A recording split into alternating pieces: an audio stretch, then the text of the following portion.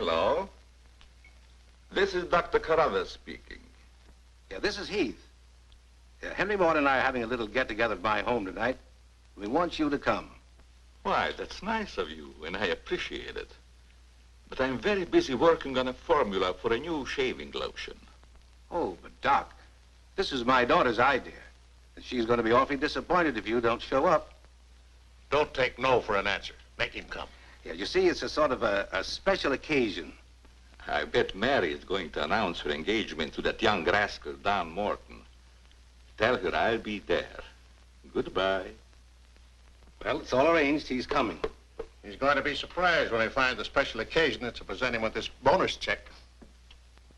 $5,000.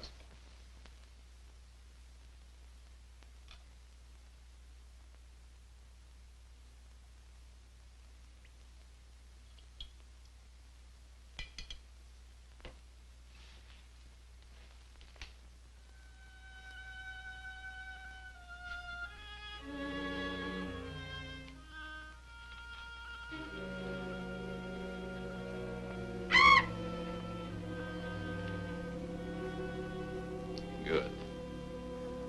You have not forgotten. You hate this strange oriental fragrance, even while you sleep. Just as you did before I made you big and strong. Now, if you detect the fragrance in the night, when you're fully awake, you will strike.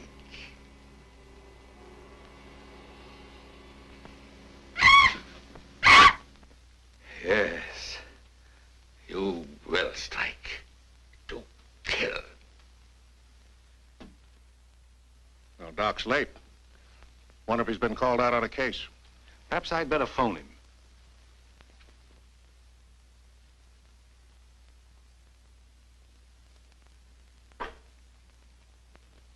Now remember, Roy, Tommy, you're not to mention anything about this bonus for the Doc until after your father has presented it.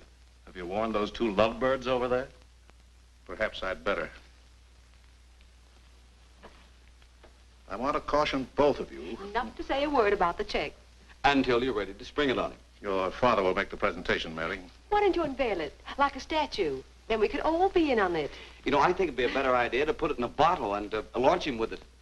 You must have gotten that idea out of a bottle. Well, the Doc isn't coming. What? Oh, what a shame. Oh, he just got busy with his new formula and forgot all about us. He'd forget the formula if he knew about that $5,000 check. Well, why don't we all go up there and give it to him? No, I wouldn't do that. He doesn't like visits when he's experimenting. Well, Roy could take the check up to him. Sure, I'll take it. Shall I make the Doc a speech when I give it to him? You won't have to, Roy. The check speaks for itself. Yeah, and says a mouthful. Son, tell the Doc we're awfully sorry he can't be with us. But of course we understand how busy he is. All right.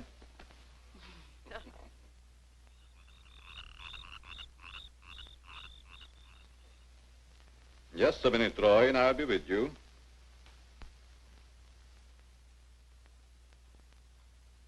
That's it, all right. Now, what can I do for you? We were all sorry you couldn't be there tonight. Yes, but you see, I'm busy. Something important, very important. Yes, of course. Mr. Morton and Dad had planned a little surprise for you. A surprise? It's in here. Well, let's see what it is. $5,000. What's this for? Just a little token of the firm's appreciation. Oh, I see. A bonus. Well, it's awfully nice of you, Father and Mr. Morton. I will thank them personally tomorrow. I'll tell them, Doctor. Well, aren't you curious about my new formula? Yes, of course, only I didn't want to be inquisitive. What is it? A new shaving lotion. Smell it. Pretty strong, isn't it? No. The scent evaporates a short time after you've used it. Try a few drops.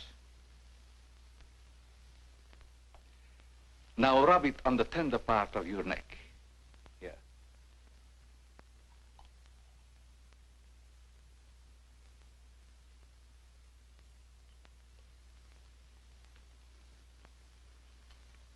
soothing, isn't it? Yes. When will it be ready for the market? Oh, it's still in the experimental stage. I want to try it out on several people first and see if it works. Well, if you'd like to send me a bottle, I'll be glad to try it for you. Thanks. Good night, Doctor.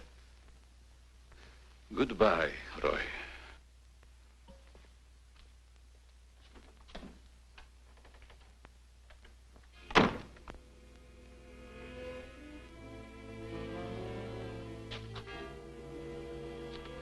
Lovely check, isn't it, Doctor? They are wealthy because of you. You made them rich, Doctor. It was your formula. Tonight they gave you $5,000 and wanted you to come down to their house and thank them for it. That was your money they gave you, like a bone tossed to a faithful dog.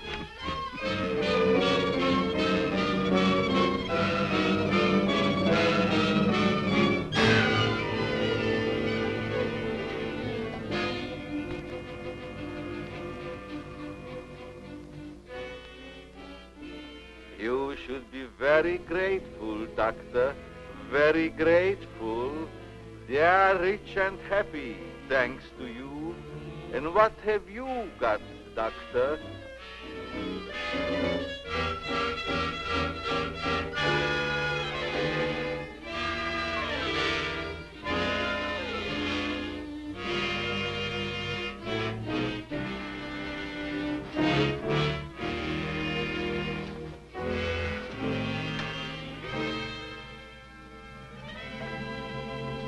Tonight you have work to do.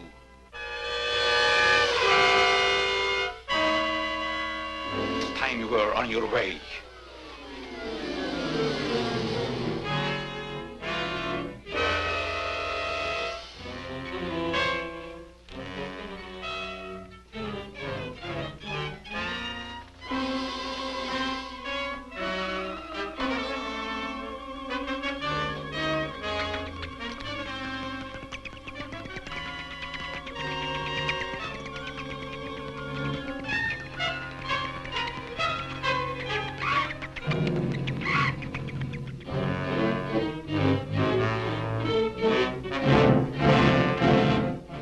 Tonight's a good time while our families are here to announce our engagement.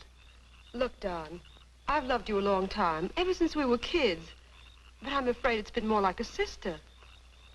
Well, I had no idea you felt that way.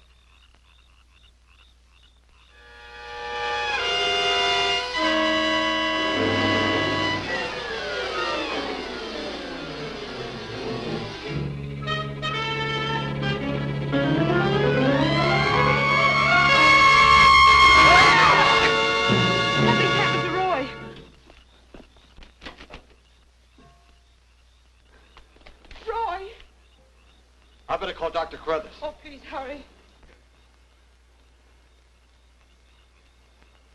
There's nothing I can do. You mean he's dead? Yes, I better call the coroner.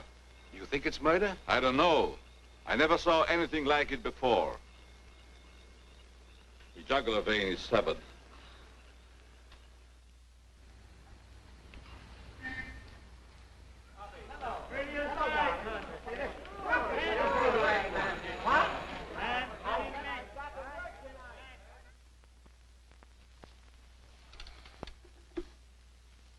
Send Johnny Layton in here.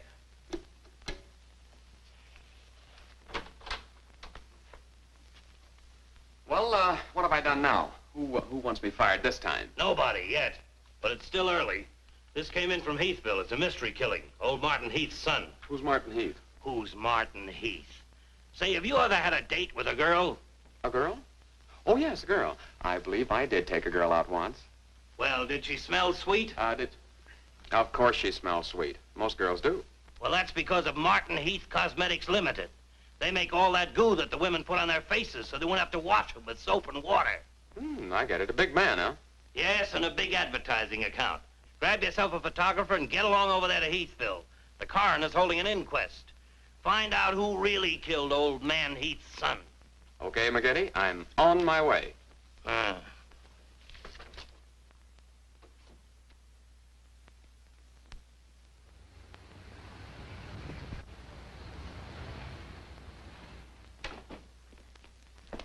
Chief Wilkins?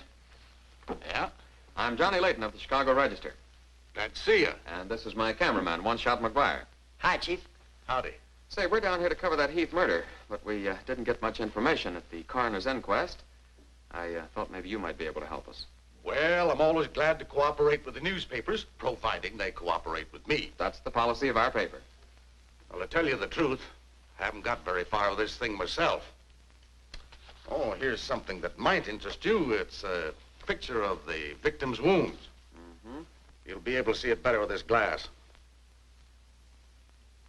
Are these scratches on the neck and shoulders?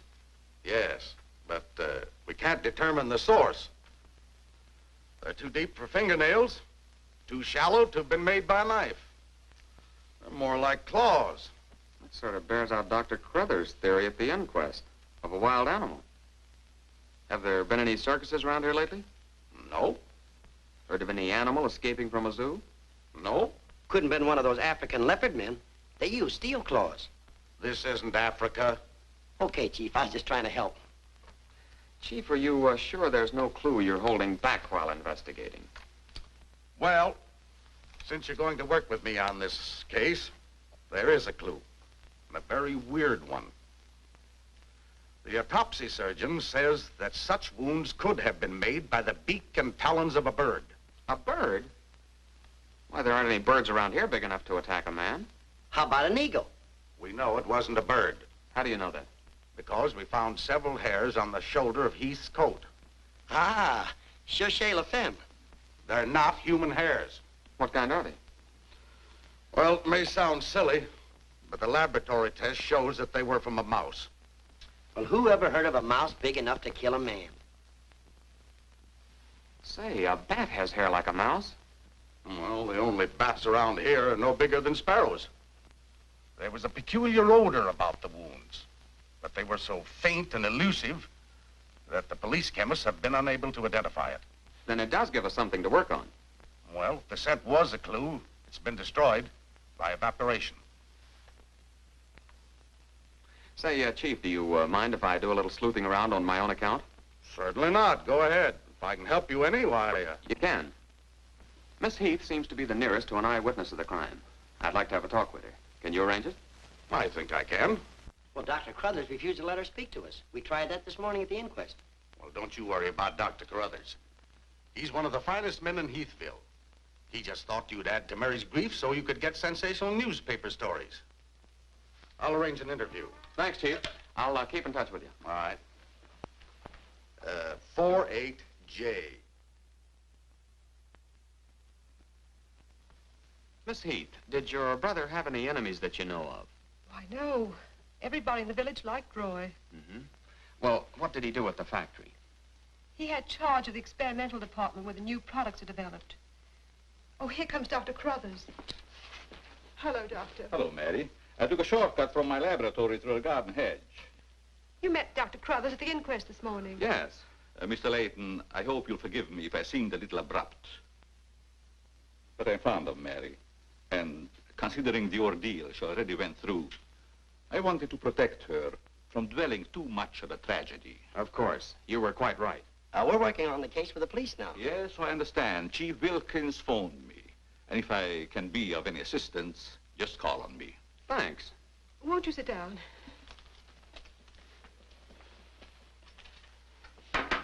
Shall I serve, mademoiselle? No, Maxine, I'll do it. You may go now. Oui, mademoiselle. Do you take sugar, Mr. McGuire? Huh? Oh, no, ma'am, never. In fact, I don't even take tea.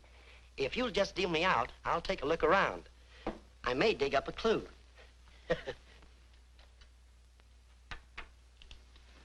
What do you think of Dr. Crothers' theory about a wild animal, Mr. Layton? Well, frankly, I don't think much of it. I can't say that I blame you. But I, as a scientist, take many things into consideration a layman might overlook. For instance?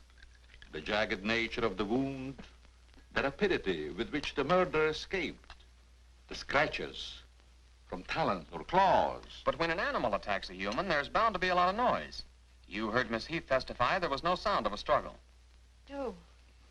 Only those awful screams. It's very puzzling. very mystifying. Doctor, when you last saw Roy, did he seem worried or nervous or moody? No, not at all. On the contrary. He was in the best of spirits.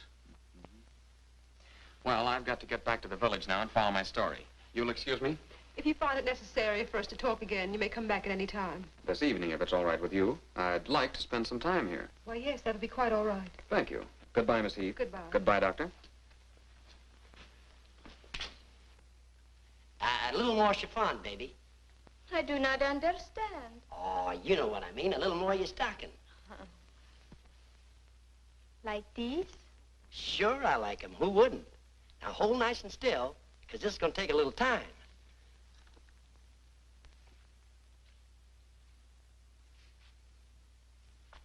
Well, if you're going to shoot, shoot. Right away, Johnny. I was just trying to get the focus. Mm-hmm. I got it. And not bad, either. I'll be back in a minute, Frenchie. And don't worry none about those werewolves, because nothing's going to harm you while I'm around here. You make Maxine feel so calm.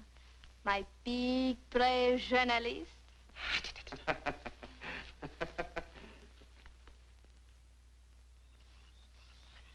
This is my idea of nothing at all. Sitting here waiting for an animal to give us an argument. Look at that moon. And I had a date with Frenchie. Oh, stop crabbing. We're supposed to solve a murder. You, Big, brave journalist. This is the first time I've ever been invited anywhere and asked not to shave until after I get there. I wanted to observe your exact reaction when you tried the lotion. Oh, now I understand. I want this lotion to be perfect before turning it over to you to be marketed. Here. It's a little strong. That'll make the customers think they're getting their money's worth. Oh, that feels great. Very soothing. I don't think you ever use anything else. Well, we wouldn't want to market anything we wouldn't use ourselves. That almost smells good enough to be used as a cologne. Oh, what's the matter, Doc? Can't you stand your own lotion? I have a violent dislike for perfumes. Oh, I'm sorry. All right, Tommy. Good night, Doc. Goodbye, Tommy.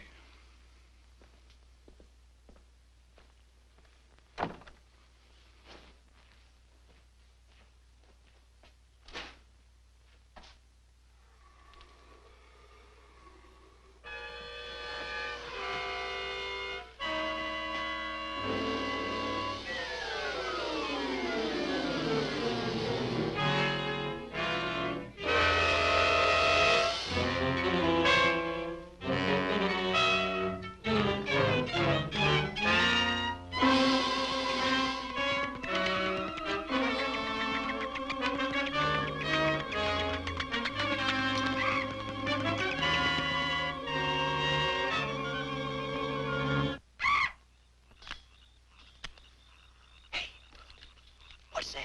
Where? Over there, something's moving.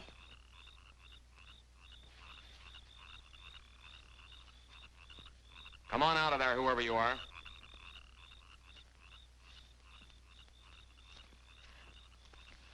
What are you doing out here, Miss Heath? I thought you might want some company. Shall we sit down? You know, you shouldn't be wandering around the garden at night after what's happened. Neither should you. Well, but it's part of my job. Mine, too. Roy was my brother. Be careful, I think it's Tommy. Hello, Tommy. Hello, everybody. Hello, Tommy. darling. What's up, sis? Mr. Layton wanted to stay in the garden for a while, so I joined him. Don't tell me you're waiting for that animal Dr. Carruthers mentioned. So you don't believe it either? I certainly do not. It's ridiculous. But somebody or something killed your brother. And I suppose you're working on the theory that the murderer always returns to the scene of the crime. Perhaps I am. Well, not for me. If you'll take my advice, Mary, you'll leave these gentlemen to their vigil and go to bed. That's what I'm going to do. Good night. Good night, Tommy.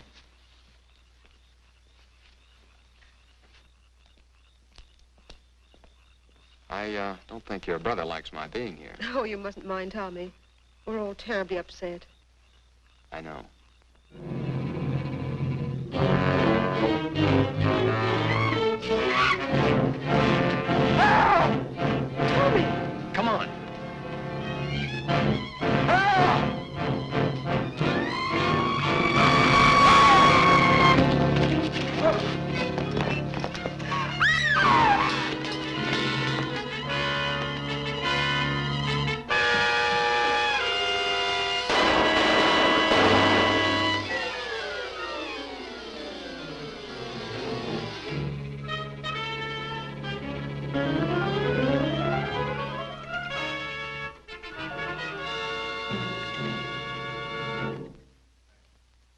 telling you, McGetty. It was a bat. I saw it kill Tommy Heath. Listen, Johnny, I want you and One Shot to come on home or I'll fire both of you. I'm not coming home, and neither is One Shot. I'm keeping him here to get a picture of the devil bat. Say, that'll look great in the headlines. Devil bat strikes again. Listen, don't tell me it had horns. Maybe I better send a wagon with the steel bars and the strong boys with the straitjackets. Look, Joe, have I ever lied to you? Plenty of times. Well, I'm not lying this time. If it ever got out that I cooked up a fake story about a devil bat, I wouldn't be able to get a job on a country weekly. Print the story, Joe. So help me, it's on the level. All right, I'll print it. But I won't believe it. Not till One Shot gets me a picture of that devil bat in action. Don't worry, he'll get it. Goodbye. You, my friend, are going to get a shot of the devil bat in action. Who, me? How? Have you noticed there's a taxidermist shop in the village? Well, you wouldn't suggest that I go out and stuff a bird, would you? One Shot. To think that you'd even hint that I would suggest you have the village taxidermist build you a nice big bat for pictorial purposes. Besides, a bat isn't a bird, it's a mammal. Well, why didn't you say so in the first place?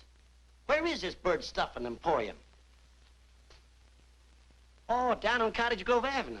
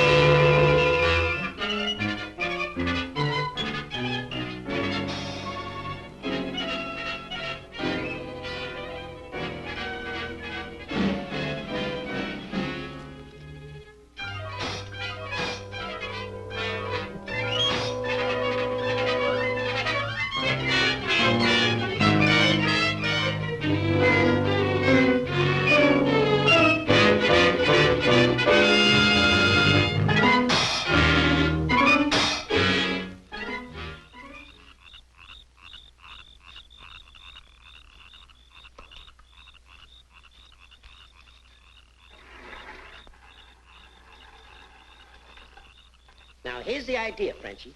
You hang on to the bat till I get my camera set up. And when I raise my hand, you give the bat a good shove, and it'll swing out just like it's flying. Then I can get a swell picture from my boss. Get it? Oui. I am wise, no? No. But hang on to the bat until I raise my hand, huh?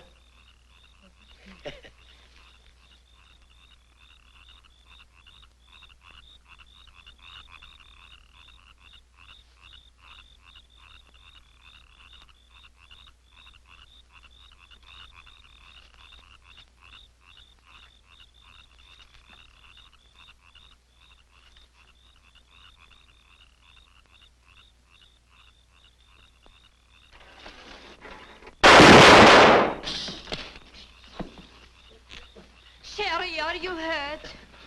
Say, what's the idea of breaking up my devil bat? I'm going to make you pay for that. And I'm going to take you to jail until you explain this. Come on. You can't do this to me. I'm doing it. I was just conducting a little experiment, trying to find out how the devil bat does his killing. I'm sure McGuire didn't intend doing anything wrong. He's just a little overzealous about his work.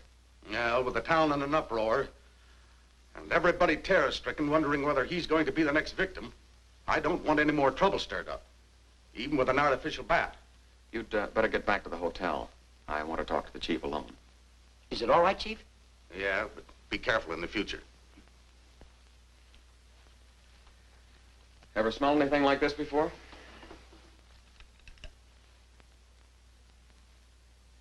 Well, yes. That's the same stuff that's been on every one of the devil bat's victims. Where'd you get it? Found it in Don Morton's bathroom. Find out where Morton got it? No, I didn't want to arouse suspicion by asking questions till after it's been analyzed. You think it has any connection with the murders? That's the way it strikes me, but I can't figure out how. I'll get the police cameras on it right away. I'll snoop around, see if I can find out where Morton got it. Well, it probably came from down at the Heath Cosmetic plant. I've men working on a theory of a disgruntled factory employee committing the crimes. It's certainly more than coincidental that all the victims have been members of the Heath and Morton families. Yeah. Looks like a plot to wipe them all out. I wish the rest of them would leave town until this crime is solved. You're worried about Mary, aren't you? Well, yes. I've been urging her to leave, but she won't go without her father.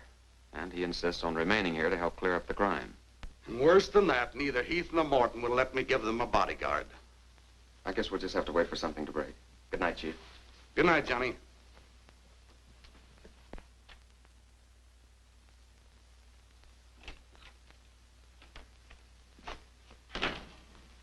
Boy, if I got a picture, it'll knock McGinty dead. Meet the double bat. Well, how about that wire? Looks as if the bat's on a flying trapeze. Oh, but I'm not through working on it yet. See, I can touch this picture up so the bat will look like he's got nothing around him but nothing. Okay, Rembrandt. You win.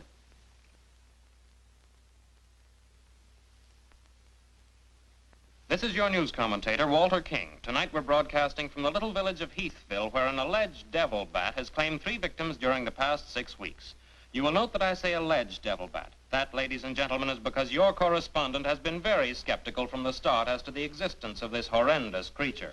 I have as my guest in the studio tonight Professor Percival Garland Rains, perhaps the world's greatest authority on animal life. I'm going to interview Professor Rains on the subject of the devil bat. Our radio audience may draw its own conclusions. Professor Rains, first let me ask you, point blank, do you believe that any such creature as the devil bat exists? I do not. He's got a nerve. Quiet. In the dark ages, when men and women lived in caves, there may have existed a bat of this size. But not in this day and age. How do you account for the fact that Mary Heath, whose 2 brothers were victims of the devil bat, and a newspaper reporter, John Layton, claim to have seen this amazing creature? Sometimes under stress of excitement, our minds play tricks on us. Hey, he's insinuating you saw the little bat that wasn't there. Pipe down.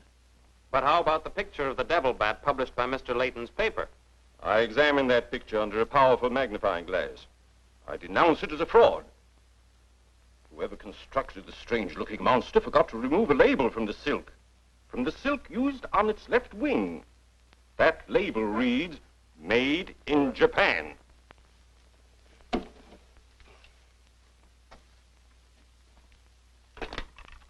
Put through a hurry call to Heathville. I want to talk to Johnny Layton. He's at the Heathville Hotel. One guess who that is. Yeah, McGinty.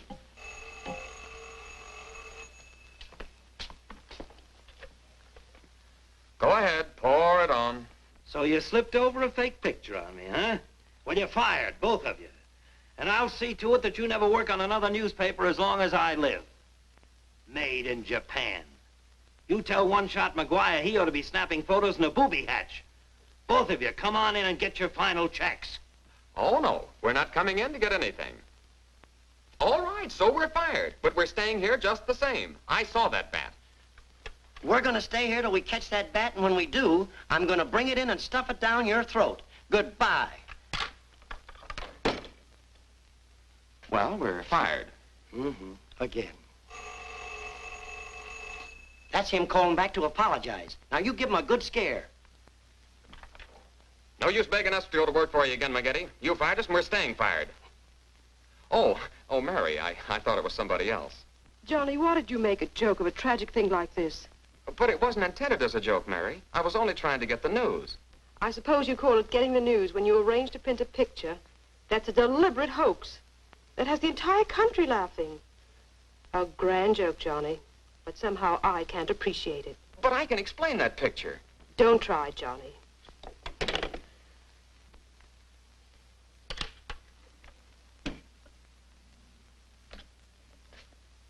Made in Japan. I ought to skin you alive and nail your hide to a barn door.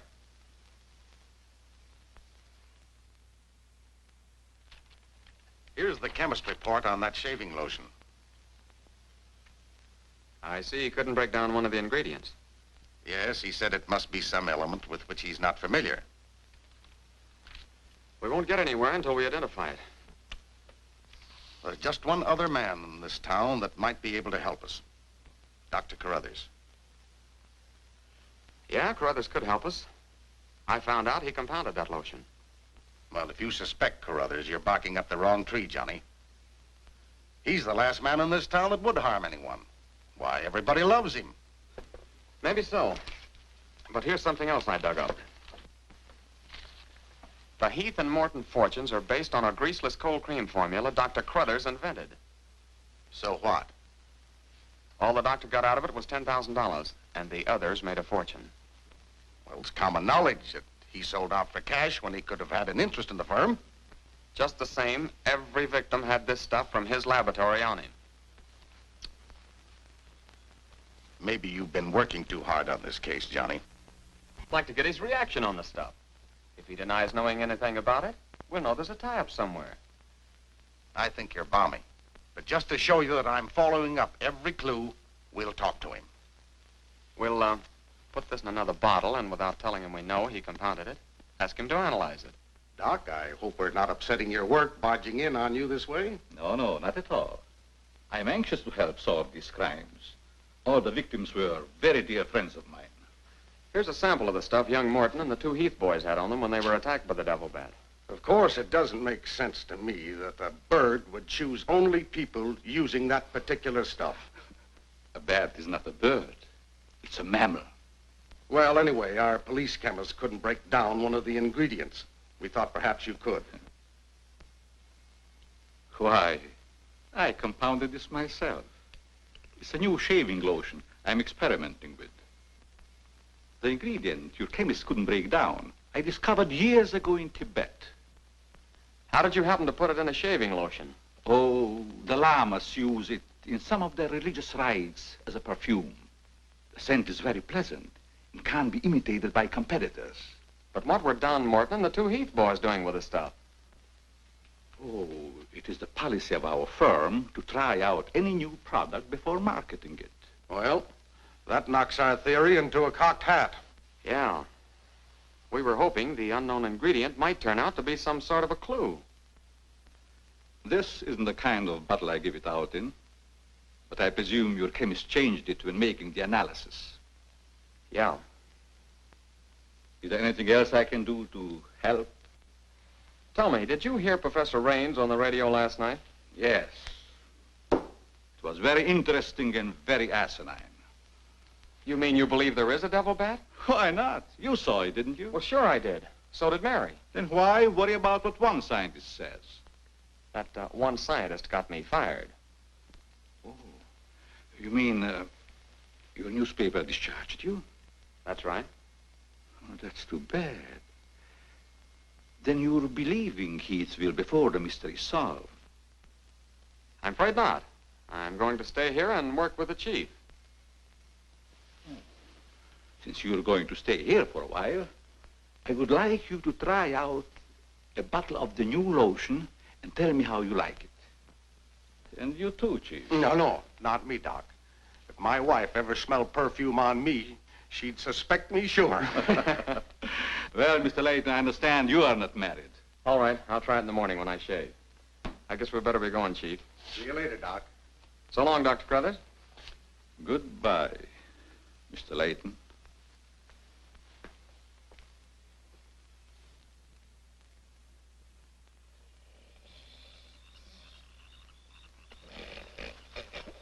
What's the matter? What's the matter? Does that smelly shaving lotion put you to sleep? Well, why'd you tell the doc you're going to use it if you think it's smelly? Oh, I don't know. I guess I was a little ashamed of ever suspecting the old doc. Well, I like it, and I'm going to tell him so. What time is it? After midnight. Midnight?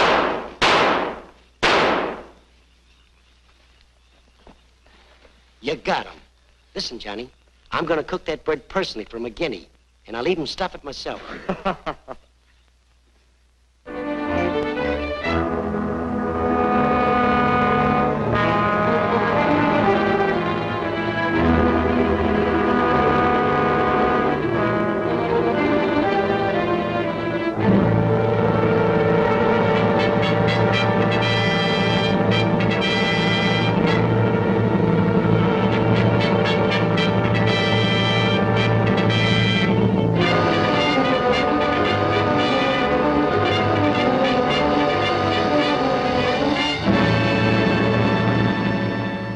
Skeptical when I came to Heathville today to examine the body of this so-called devil bat. But after seeing it personally and making exhaustive research, I've arrived at the conclusion that the creature is the lone survivor of a type of giant bat which existed in great numbers during the early part of the Neolithic age. Perhaps I should explain for the benefit of some of our listeners that the Neolithic age is that period of antiquity commonly called the Stone Age. Imbecile, bombastic ignoramus.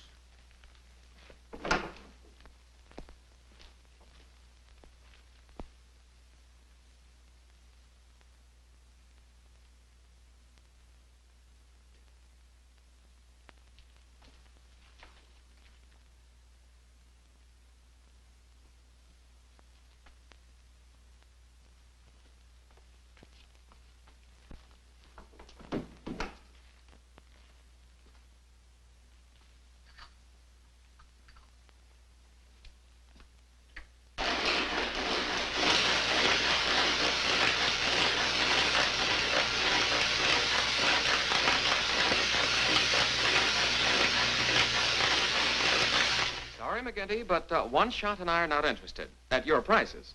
Of course, if there was a raise of, say, $30 plus a fat bonus, we might consider it. You're hold-up men, both of you. I refuse to be robbed. Have it your way, McGinty. Have it your way. But we have the bat's corpus delicti and the exclusive picture. Of course, I've got an eyewitness story that 2 syndicates are bidding for. And don't forget, you gotta pay us for the time we were fired. That's better. Now you're talking, boss. Okay, we're working for you again. We'll gather up the loose ends and see you in a couple of days. Goodbye. Come in. Hello, Johnny. Well, Mary. Johnny, I came to tell you that I'm sorry I said what I did the last time we talked. Do you suppose... well, I don't know how to say it, but... I do. Miss Heath, do you suppose that little French girl would apologize to me if I looked her up? Positive she would.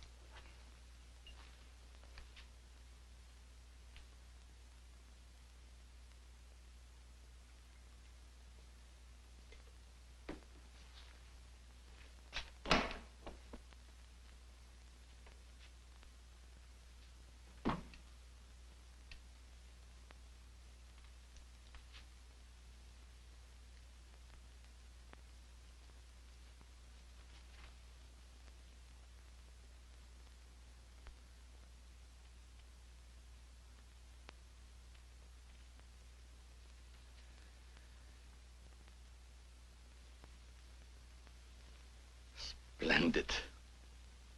You will be even greater than your unfortunate predecessor.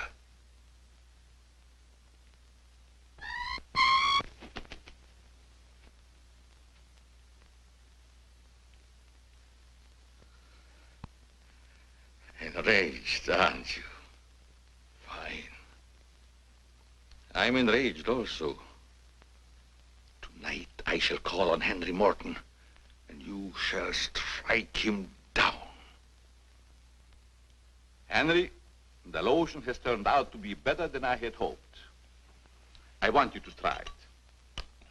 Well, just leave it here, Doc, and I'll try it in the morning after shaving.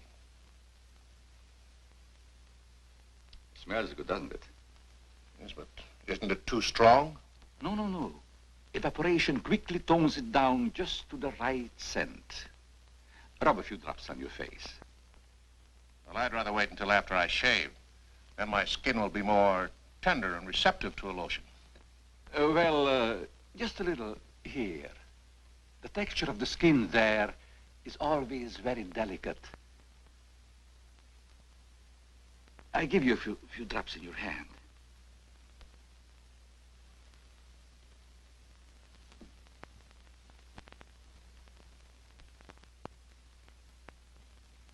I hope about that scent evaporating quickly. I smell the high heavens. Perhaps that will be the secret of its success. Well, you can never tell what's going to happen in this business. You can believe me, Henry. You don't have to worry. Yes, I can believe that, Doc. All of your formulas have been highly successful. Oh, I've been going over the report of the company's annual earnings. A net profit of over $1 million. Not bad, eh? When you remember what we built on. A mere $10,000 for your formula. You shouldn't have demanded all cash, Doc. You should have ridden along with us. Then you'd be rich, too. Well, but then you've had a lot of fun in your laboratory with your experiments, dreaming up something new. You're a dreamer, Doc. Too much money is bad for dreamers. So you try to pay me in flattery, telling me that I'm a dreamer. Well, I do dream. Dreams that you could never guess. Your nerves are frayed, Doc. Now calm down. Get a grip on yourself. You've been working too hard on your formula. Formula. That's but child's play for a great scientist. Your brain is too feeble to conceive what I have accomplished in the realm of science. Doc, you've made some great scientific discovery. What is it? When you'll find out, Henry, it'll be too late for you. Oh, come, Doc. You can't pretend to control a man's destiny. I've already proved it 3 times.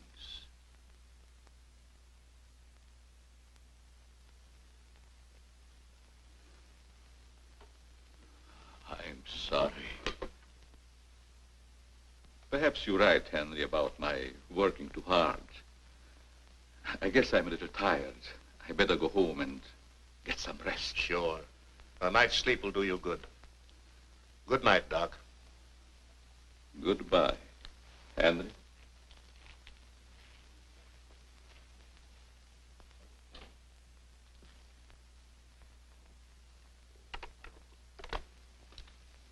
$36J. Hello? Oh, that's you, Martin? Yes, Henry. I want you to call Chief of Police Wilkins to come to your house immediately. It's very important. Chief's here now. Well, don't let him leave until I get there. What on earth's happened? I think I've got a clue to all those murders. It may peter out, but if half what I suspect is true, it's the most diabolical plot that a madman ever concocted. What is it? Talk about the absent-minded professor. I forgot my hat. Henry, what is it? I'll tell you all about it when I get there. I hope I didn't intrude on a private conversation. No, nothing important.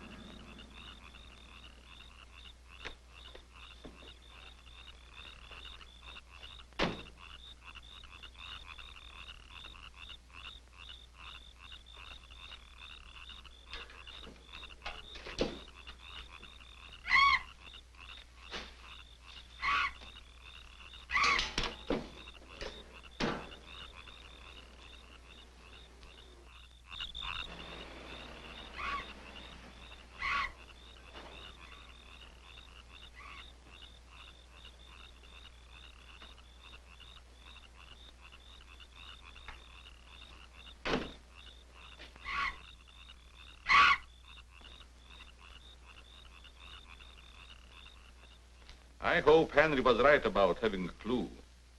But why didn't he explain more about it when he phoned? When I insisted, he changed his tone as if he'd been interrupted. was afraid that he might be overheard.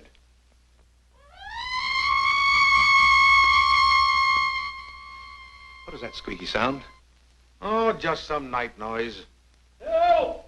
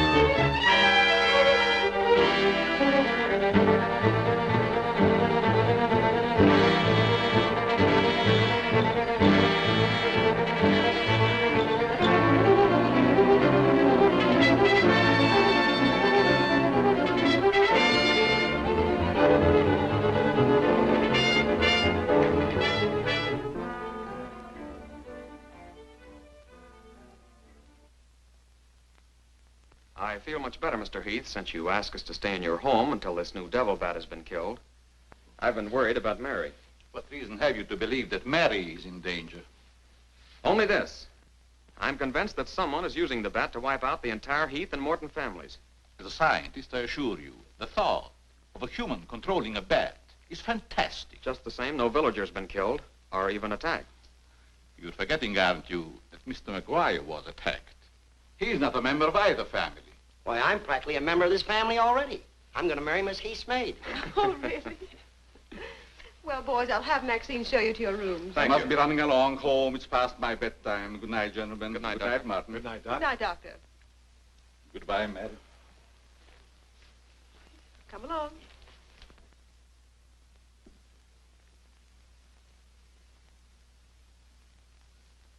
Maxine? Oui, mademoiselle.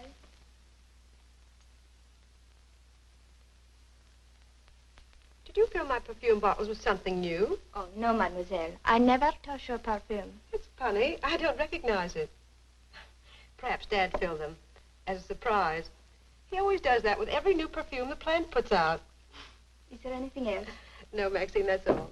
Good night. Good night, mademoiselle.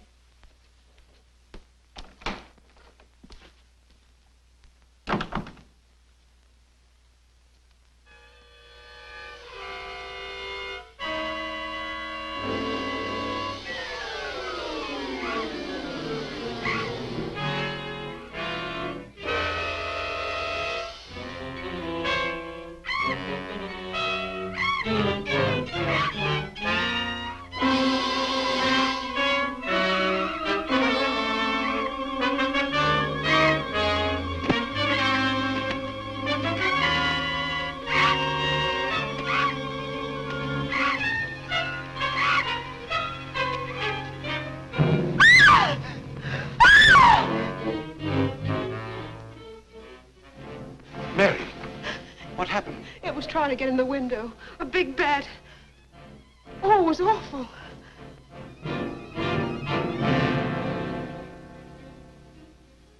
Mary, I want you to tell me everything you did just before that bat tried to get in.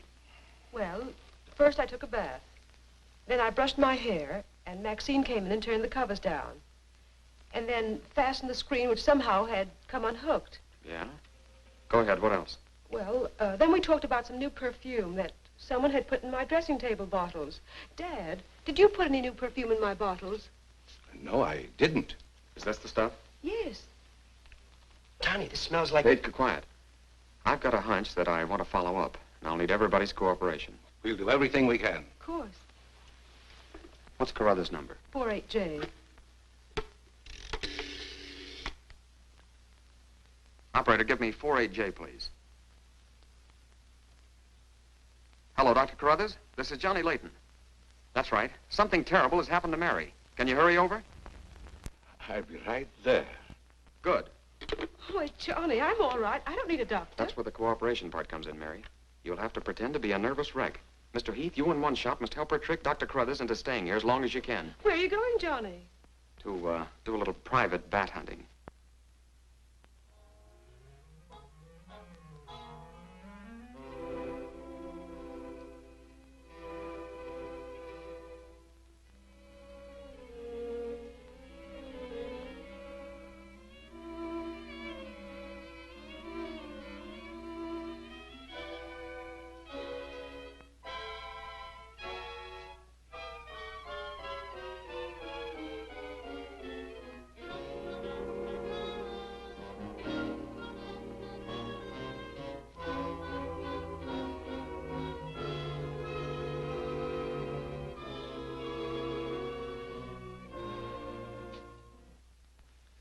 devil bat tried to get through that window. If she's suffering from fright, I give her a sedative. Where's Mr. Layton? Why, I guess he's out in the garden hunting the devil bat. Layton is a very brave young man. Give Miss Heath one of these every half an hour. Oui, doctor. It will quieten her nerves. But, Doc, hadn't you better stay until she's quieter? She'll be all right in the morning. Hey, Doc, I don't feel so good myself. Would you mind taking my temperature? You look perfectly well, Mr. McGuire. Well, you ought to see my tongue. It looks just like a squirrel's tail. Look. Try some calomel.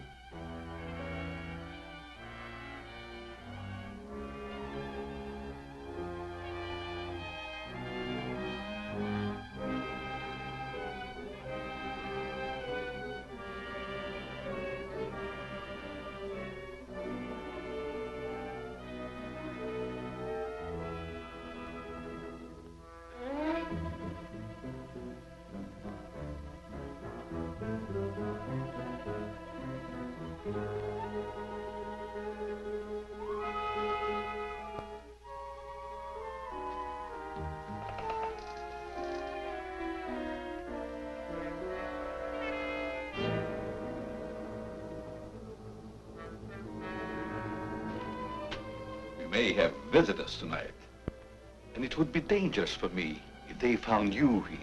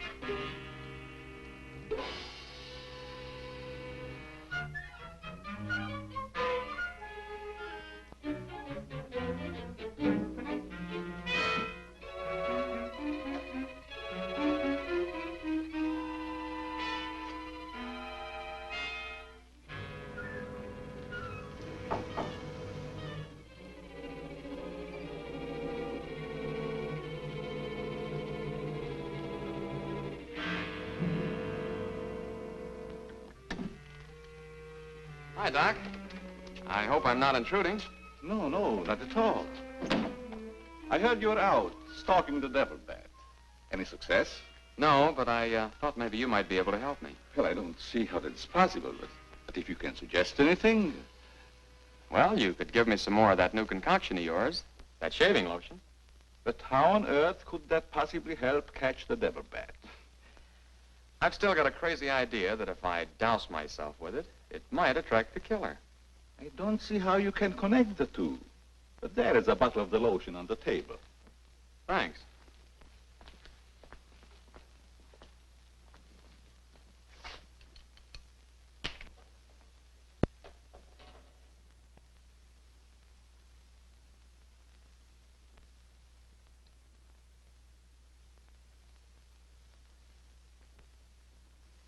You see, Doc, I figured out something. All four of the murdered people had this lotion on them when the devil bat struck. Now, my plan is to sit in the garden, and when the killer makes one of those power dives, I'll blast him. Layton, I'm afraid all these murders have affected your mind. Maybe you'd like to come along, Doc, and be an eyewitness. I'm sure it would be just a waste of time, but I'd be glad to watch your experiment. Good. I knew I could count on you to help me.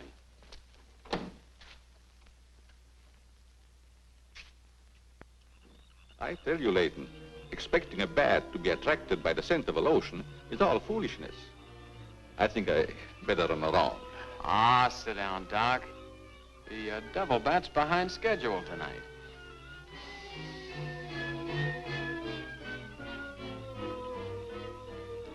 You aren't very chummy tonight. What's the matter? Firearms always make me nervous. Oh, I thought maybe you didn't want to be sitting too close to me. Just in case the devil bat does show up. According to your theory, the killer wouldn't attack me. I haven't any of that lotion on me. You have now, Doc. Why did you do that? To make it a 50-50 proposition, Doc. Now sit down, and don't try any shenanigans.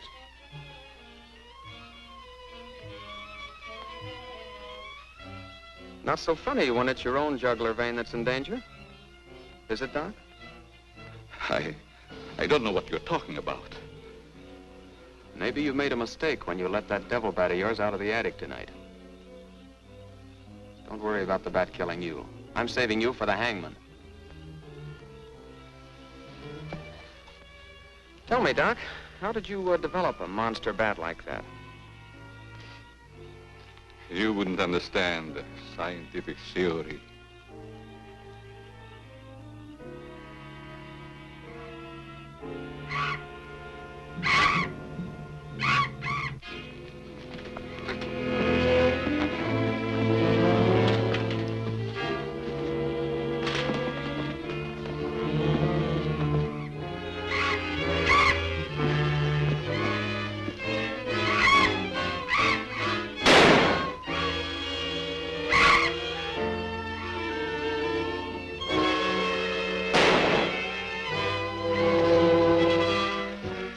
Chief, what are you doing out here? Young fellow, don't think that you're the only man working on this case. And it was lucky I was here, too. Thanks. Did you kill the devil bat? No, he got away. Well, here's one bird that didn't get away, and he's the murderer we've both been looking for. Quick, shoot it!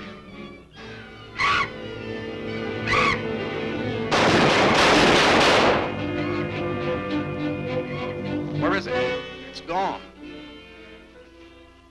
And so's the doctor. Did you get the bat? What happened? Doc Carruthers is the murderer, and he's hiding somewheres in the garden. You fellas get back to the house and guard Mary.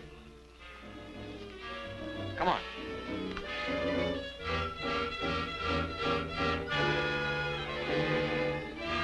Doctor! Dr. Carruthers! Doctor! Has anything happened to Johnny? Is he hurt? They took him up to my place. You better come along with me.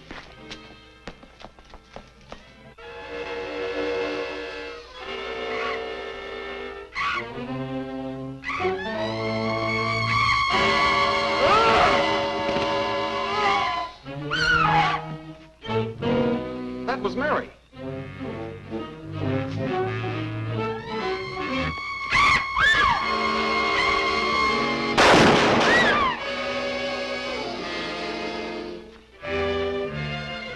Are you all right, Mary? Go help Dr. Carruthers. He's over there. That devil bat belonged to the doctor, Mary. He created it to commit those murders. Well, it's too late to help the doc.